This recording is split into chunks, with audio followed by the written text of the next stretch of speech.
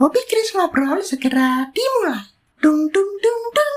Selamat datang di segmen Bobbypedia Bedtime Story. Segmen khusus di mana Bobby nih yang jadi karakter utamanya bisa dibilang. Bobby akan membacakan cerita-cerita dalam bahasa Inggris sambil ya nanti akan ada pembahasan kosakata di belakang. Sambil belajar bareng-bareng lah. Aku pun juga belajar meskipun backgroundku guru bahasa Inggris ya. Cuma masih banyak belajar juga. Di sini lebih khususnya selain kosakata juga pengucapan juga bahasa Inggris kayak gimana gitu ya. Mungkin bisa pakai AI tapi kan kayak kurang gimana gitu ya. Nah ini kan lebih cerita, biasanya lebih masuk lah dengan konsepnya. Biasanya rilis ini di awal minggu, cuma ini nggak tahu jatuhnya awal minggu atau tidak, ini lebih ke awal bulan sebenarnya sih. Tapi masih oke. Aku mengejar upload dari yang kapan lalu sampai ketinggalan bulan lalu sih. Jadi mencoba mengejar lagi ngupload seperti jadwal biasanya. Ya kalau Sobat Poci kangen itu, Bobby bahas cerita-cerita Indonesia ya. Cerita rakyat lah, cerita legenda lah. Nah kali ini Bobby balik nih. Mau bahas sebuah cerita rakyat di itu, Jawa. Karena sebelum-sebelumnya agak nyasar-nyasar ya. Kapan lalu ke Korea Selatan, kapan lalu ke Yunani. Kita coba ke Indonesia lagi. By the way yang milih ceritanya nih Chris semua ya. Bobby nggak ikut-ikutan, Bobby cuma baca nih. Kok jadi nyala-nyalain? Nah ya kan, makanya kita kan ngomong aja bahasa Indonesia loh. Kan pakai acara-acara bahas-bahas cerita negara lain. Kita lo banyak. Iya sih. Sebenarnya agak intermezzo sebenarnya ini sih. Oh ngomong kotor. Bukan ngomong kotor, itu belakangnya doang. Intermezzo itu selingan gitu loh. Jadi nggak cuma cerita Indonesia, cerita lain-lain juga bisa gitu loh. Ya kan ada salahnya mencari cerita-cerita yang itu, yang bisa diperkenalkan ke orang-orang lain. Mungkin tantangannya adalah susah nyari cerita yang nggak umum sih gitu. Karena ceritanya kebanyakan yang di share-share di YouTube atau di mana itu cerita-cerita yang cukup familiar gitu kan ya. Bobby tahu nggak? Oh tahu lah itu kancil, suka mencuri ketimun, ada petani, ada buaya. Terus apa lagi? Yang klasik juga itu apa? Itu yang apa, bawang merah, bawang putih, bawang pre, bawang bombay. Enggak segitu banyak. Cuma 2. Bawang merah, bawang putih aja nggak ada sisanya tuh. Pikir kayak itu apa, Teenage Mutant Ninja Turtle ada 4. Enggak, cuma 2. Ngarang itu. Ya siapa tahu kita bisa bikin itu apa, cerita sampingannya, spin-off nah itu. Ada bawang pre, bawang bombay. Kira-kira aku mencoba mencari cerita-cerita Indonesia yang nggak umum sih, yang nggak ada di pasaran gitu. Kayak terakhir itu Dugong, ada Mandalika, itu kan nggak umum kan gitu loh. Jadi aku cerita yang agak tidak umum sebenarnya. Ngomong-ngomong Indonesia, sebutkan 5 nama umum orang Indonesia. Konsepnya kok kayak kuis-kuisannya presiden. Yang dulu sih. Oke, nama yang Indonesia banget ya, yang ya biasanya ya, yang depannya SS biasanya kan ya, Slamet, itu Sujatmiko, Sumitro, Raharjo gitu, Bambang apa 5 kan? Ah itu cowok semua tuh, cewek ada enggak? Cewek ya, cewek ada nggak ya masih kayak gitu ya? Mungkin ya Dewi, Ayu, Citra, Jelita, Mawar gitu. Terakhir kok kayak nama samaran di itu reportase. Iya sih. Kalau di Bobby apa pikirannya kalau nama-nama Indonesia lah bisa dibilang gitu? Ya itu, terkenal itu ya itu, Sri ya, Sri. Sri cukup nama pasaran sih Sri ya. Ada toko, perusahaan, tempat makan, macam-macam. Memang kenapa dengan Sri ini? Masih tanya, ini kan judulnya itu aja Dewi Sri. Ya jangan gitu dong. Konsepnya ada bridgingnya dikit itu loh. Hanya bridgingnya kejauhan. Lah sudah langsung aja deh. Cerita rakyat tentang Dewi Sri. Oh Dewi Sri pernah tahu sih konsepnya ya. Cuma nggak usah dikasih tahu, nanti nggak asik. Bobby ceritanya nggak enak. Sudah. Jadi belum tahu sih tapi detailnya kayak asal musuhnya gimana. Jadi langsung aja sih aku kasih ke Bobby aja buat cerita. Bobby akan membacakan cerita rakyat Jawa Barat, yaitu Dewi Sri. Umumnya itu namanya Dewi Padi. Hubungannya sama padi. Padi nanam jadi beras, jadi nasi itu kan. Jadi ini kita mau bahas tentang Dewi Sri. Teksnya itu diambil dari indonesianfolklore.blogspot.com. Teks ceritanya dalam versi bahasa Inggris dan Indonesia. Sobat Poci bisa cek di deskripsi ya. Selamat mendengarkan. Dewi Sri. Once upon a time in heaven, Batara Guru, who was the supreme ruler of the kingdom of heaven, ordered all the gods and goddesses to work together and donate their energy to build a new palace in heaven. Anyone who disobeyed this order was considered lazy and would have their hands and feet cut off. Hearing Batara's Guru's orders, Antaboga or Anta, the snake god, was very worried. Imagine that he did not have the hands and feet to work. If he had to be punished, only his neck could be cut, and that meant death.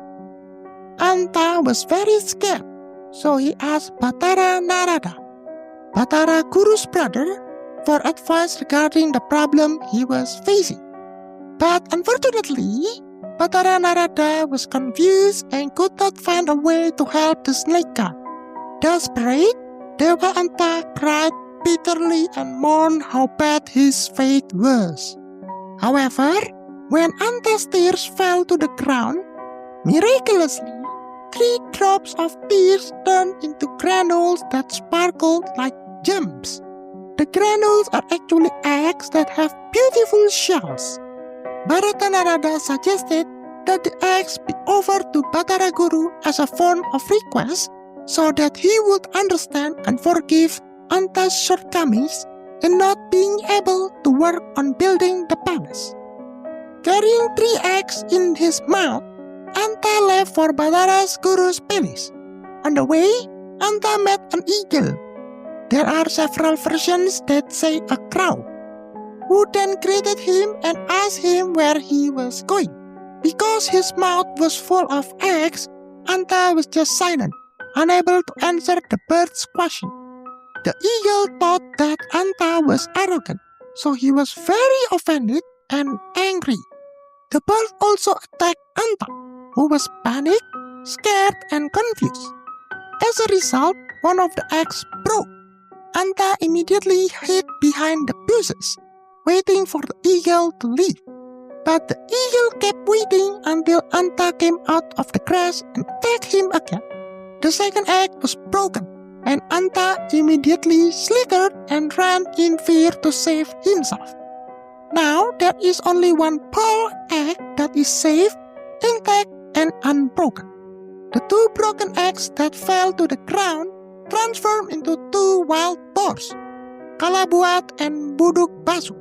And then Kalabuat and Buduk Basu are kept by Gumarang cow. This cow is a miraculous incarnation as a result of a female cow accidentally drinking the urine of the demon Idajil, so that she becomes pregnant and gives birth to the Gumarang cow. Finally, Anta arrived at Batara Guru's palace and immediately presented the egg to the ruler of the heaven. Batara Guru happily accepted the gem offering. However, after knowing that it was a magic egg, Batara Guru ordered Anta to incubate the egg until it hatched. After a long time, Anta incubated the egg, and the egg hatched. But miraculously, what came out of the egg was a very beautiful, cute, and adorable baby girl. The baby girl was immediately adopted by Batara Guru and his queen. Nyi Pohaci Sanghyang Sri is the name given to the princess. As time passed, Nyi Pohaci grew into an extraordinarily beautiful girl. A princess who is kind, gentle, both in speech and virtuous in language captivates all beings. Every eye that looked at her, God and human alike, immediately fell in love with the goddess. As a result of her beauty, which beats all the angels and heavenly goddesses, Batara Guru himself was captivated by his adopted daughter. Batara Guru secretly had a desire to marry Nyi Pohaci. Seeing Batara Guru's behavior, the gods became worried that if left unchecked, this scandal will destroy the harmony in heaven. So the gods negotiated a strategy to separate Batara Guru and Nyi Pohaci Sanghyang Sri.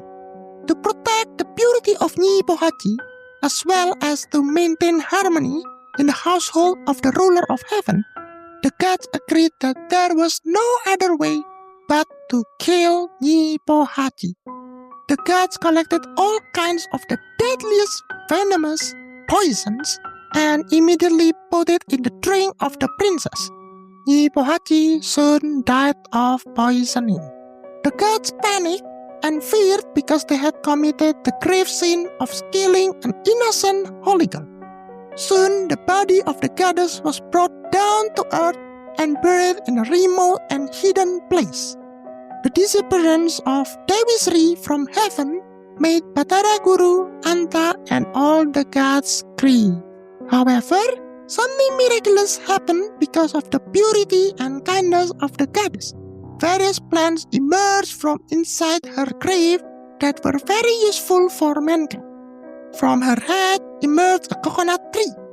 From her nose, lips, and ears sprang various fragrant herbs and vegetables. From her hair grew grass and various beautiful and fragrant flowers. From her chest grew ripe and sweet fruits. From her arms and hands grew teak, sandalwood, and various useful wood trees. From her internal organs appeared palm trees or sugar palms. From his thighs grew various types of bamboo plants. From her feet spring various tubers and cassava. Finally, from the tomb came the rice plant, the most useful food for humans. Another version says the white rice appears from her right eye, while red rice appears from her left eye. In short, all plants useful for humans come from the body of Dewi Sri Pohaci. Since then, people on the island of Java have revered, glorified, and loved the kind-hearted goddess, who with her noble sacrifice has given the blessings of nature's goodness, fertility, and food availability for humans in the belief system of the ancient Sunda Kingdom. Mungkin Sobat Boci yang tinggal di Jawa ini cukup familiar ya cerita Dewi Sri, Dewi Kesuburan Tanah. Ternyata asal-muasal ceritanya cukup panjang ya. Meskipun ya banyak gak masuk akal, namanya juga cerita ya. Sampai keluar tanaman macam-macam gitu. Ya yang penting ceritanya lah, pokoknya kayak gitulah. Bobby bacakan beberapa kosakata sulit di cerita tadi beserta dengan artinya. Didengarkan baik-baik ya, ini ada banyak soalnya yang sulit, jadi tidak umum lah di bedtime story sebelumnya. Pertama itu tears, yaitu kata benda, bentuk jamak, yaitu air mata. Miraculously, ini cukup banyak disebut ya tadi ya. Kata keterangan dari kata dasarnya itu miracle, yaitu keajaiban. Granules adalah kata benda bentuk jamak, berarti butiran. Kalau bentuk tunggal atau satuannya itu granula. Bobby taunya diceritain Chris kayak gitu-gitu banyak dijual di minimarket. Itu biasa buat orang diet. Kemudian sparkle, kata kerja bentuk lampau. Artinya berkilau atau bersinar karena terkena pantulan matahari. Lalu offended juga sama kata kerja, bentuk lampau artinya tersinggung.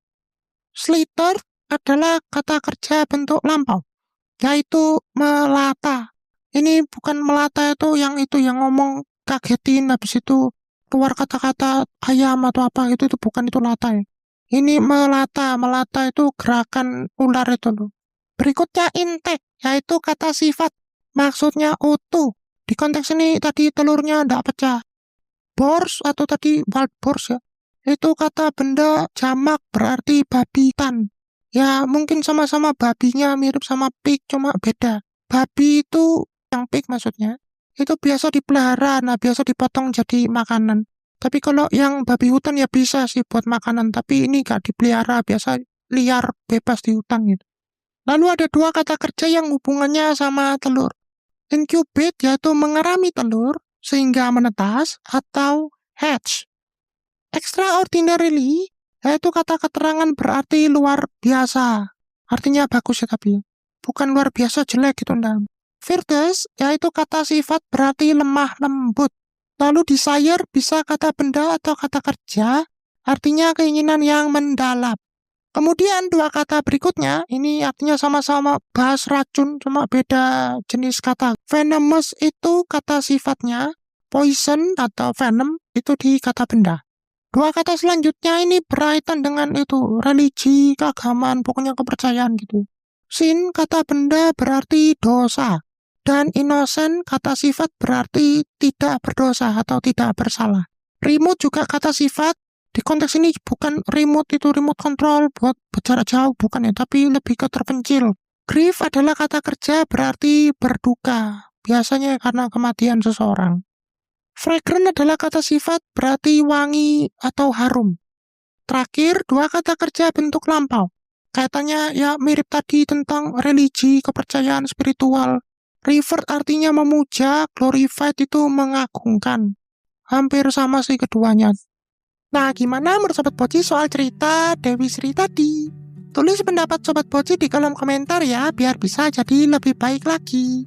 Pesan dari cerita Dewi Sri tadi adalah pengorbanan yang sekecil apapun bisa bernambah besar dan lama bagi orang banyak. Pastikan kamu bertumbuh bareng versi kecil dan dewasamu. Bye-bye!